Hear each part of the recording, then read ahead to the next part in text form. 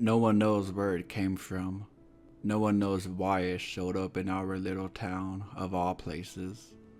The only thing we knew for sure was that it was bizarre. The statue appeared in the town square about 2 weeks ago. It sits in the middle of a section of grass decorated with a handful of park benches that created a cul-de-sac for the town's mayor's office, police station, and courthouse. At first, everyone thought it was something dropped off by a local artist trying to cause a stir and make a name for himself. He denied it and didn't cause a fuss when crews loaded it into a truck and took it to the dump. When the statue returned to the exact same spot 2 days later, the people of the town thought maybe it was a prank by someone in the next town over.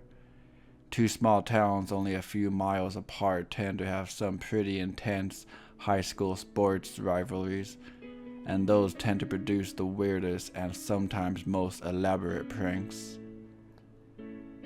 No one from that town claimed responsibility either, and the statue was removed again. The next day, the statue mysteriously appeared once more. I decided it was time to go take a look. There was a decent crowd surrounding the 8-foot-tall obelisk. There isn't much that goes on in a small southern town, and a mystery like this was bound to have everyone talking. The sculpture was shaped like a man. It stood upright and had 2 arms and 2 legs, no tail or horns or claws. The limbs were too big, and it had 6 long fingers on each hand. The head was smooth and bald with 1 large eye, a wide bulbous nose, and a too long mouth. It was as strange could get. Some people thought it was funny, some thought it was creepy, and we were unsettled by it. The monument drew a near constant crowd for a few days before people started disappearing. People go missing. Everyone understands that.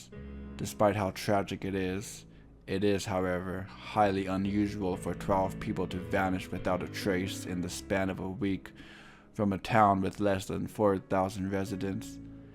The statue was put on the back burner by pretty much everyone while the gossip switched to the possibility of a serial killer or human traffickers plaguing our little slice of utopia.